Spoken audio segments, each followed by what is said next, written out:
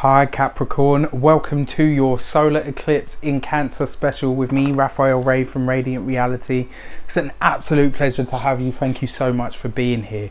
So before we start, I would like to bless these cards and these notes with all forms of love, light, peace, prosperity and abundance, and I pray that the messages that come through are ultimately clear and concise and they help you on your path to your highest vibrational good. So first of all, I call myself a baby astrologer, not to fish for compliments or a neophyte, because I've been doing tarot over half my life. I have not been doing astrology that long, so these are like practice for me, but they're also my unique take on the transits that take place. A couple of things to remember. One, please check out the key to the eclipses video that I've done. It will give all of these videos a bit more background and a bit more context.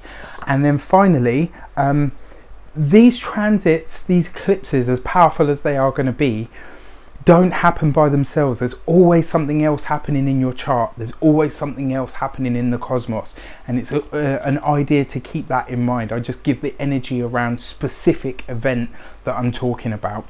So with that said, Capricorn, this takes place in your 7th house, your direct opposite. Now in the 7th, we find our marriage partners, we find our business partners. It's partnerships of all kind: boyfriend, girlfriend, husband, wife, lover, business partnership, you know. It could even be roommates or people that you're in competition with as well, you know, which in competition with somebody is also a type of relationship when you think about it, which is interesting. So this is the house of relationships and its reset button is being pressed. Now, why do I say that? The sun is being eclipsed. So the sun, consciousness, thought, understanding, wisdom, identity of self is illuminating or activating your 7th house through the gaze or the texture of Cancer.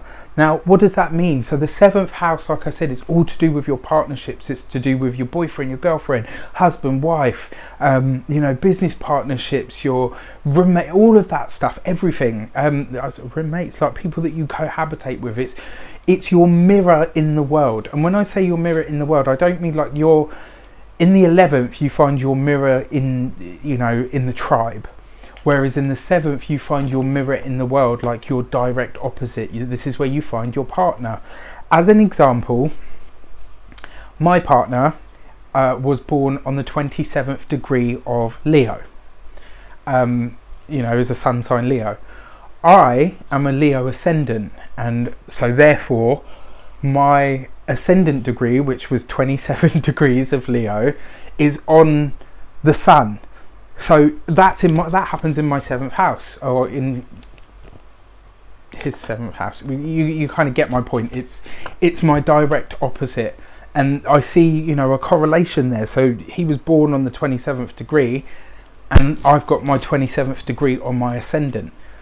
And you know, I'm an Aquarius, so that puts us at the opposite ends of the spectrum, but it also enables us to view ourselves through the gaze or the mirror of the other.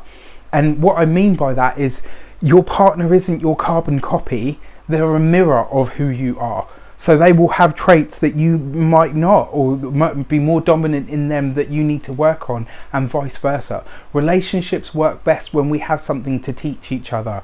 And the true and unfortunate nature of human beings is sometimes, not always, but sometimes not everybody that we get into a partnership is meant to stay forever in our lives. Sometimes they're just there to teach you a specific thing, to awaken or invigorate something in you, and then they move on. But every so often, you know, and I believe there's a couple of options for all of us, because it depends where we're at in our evolution personally.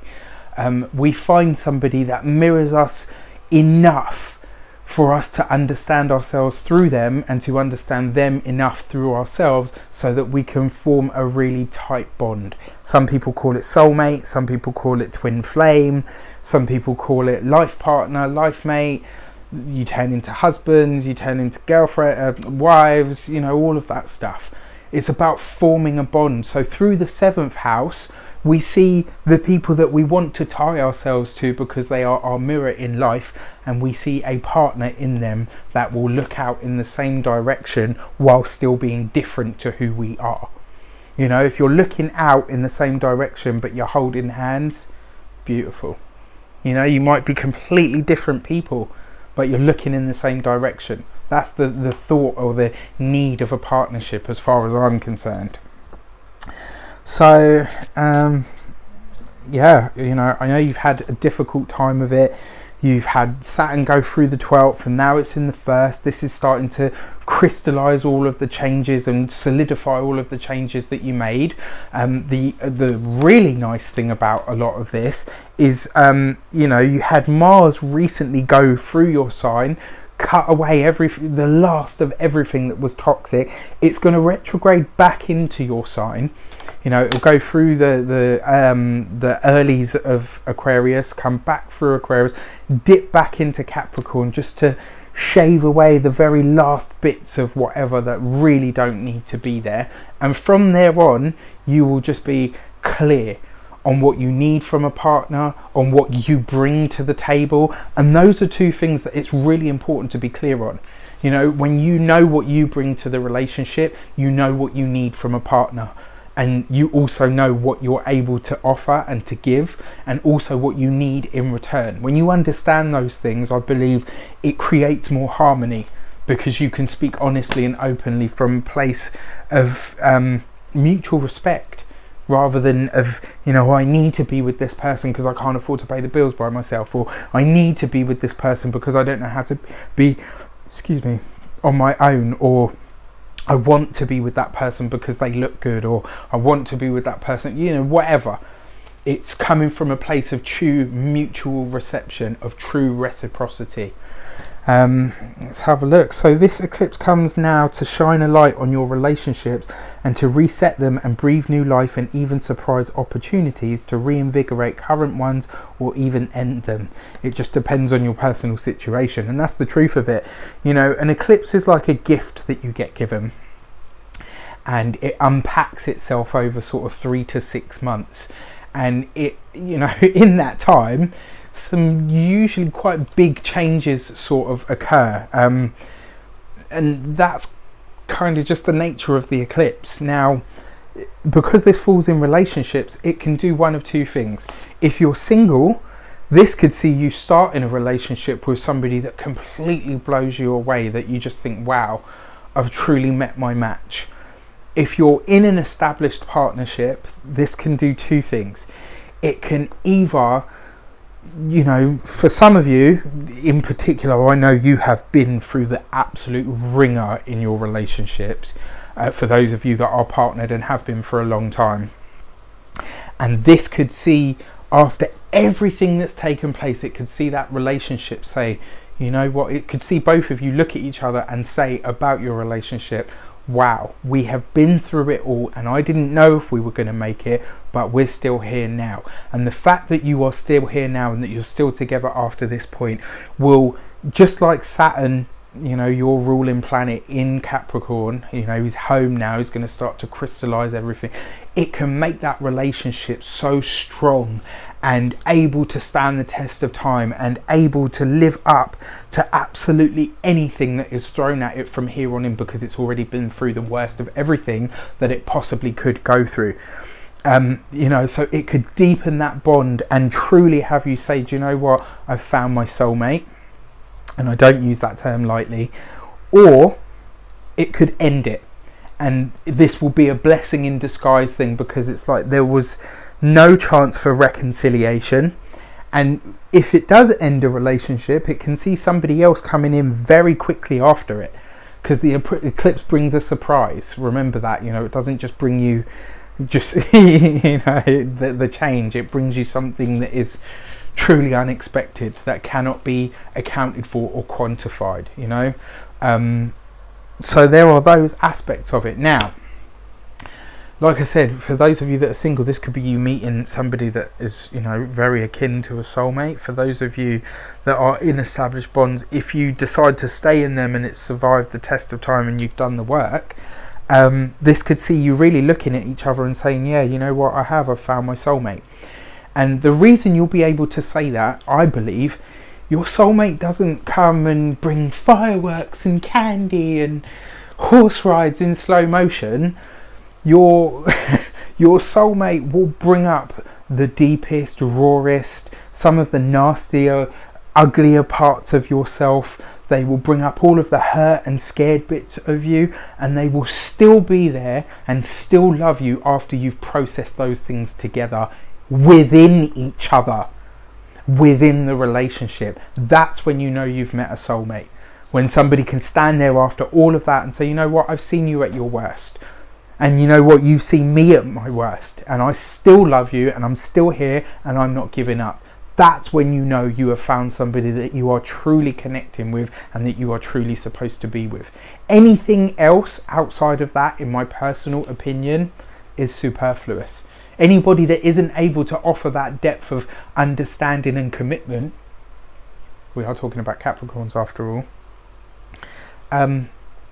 is not the one for you.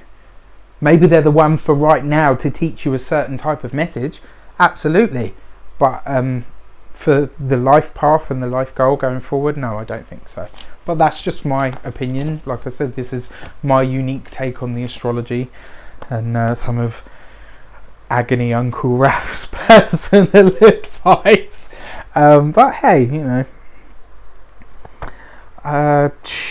What else? Okay, so yeah, if you're already in a relationship, a couple of things could take place. It will either evolve and grow deeper and stronger and be cemented like your ruler in your house, be crystallized. The other alternative of this is it will end. And unfortunately, there isn't much wiggle room on this.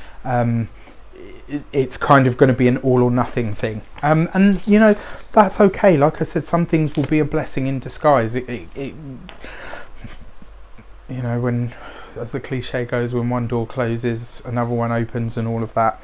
And then finally, the 7th house through the texture of Cancer wants security and comfort in a relationship and a partner, and will hang on to this ideal and seek it until it's found it.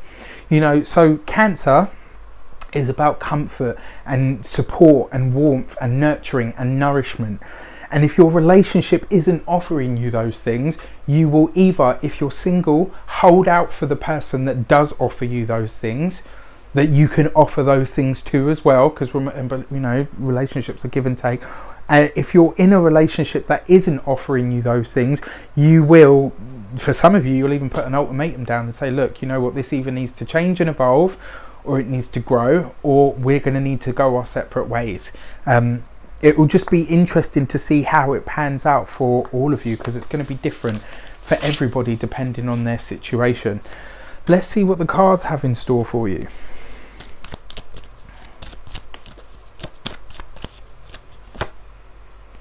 You got the Judgment card, very interesting. So the Judgment card is always a blast from the past. It's something coming back to be re-looked at, to be re-examined. Remember I said Mars is going to retrograde back into your sign.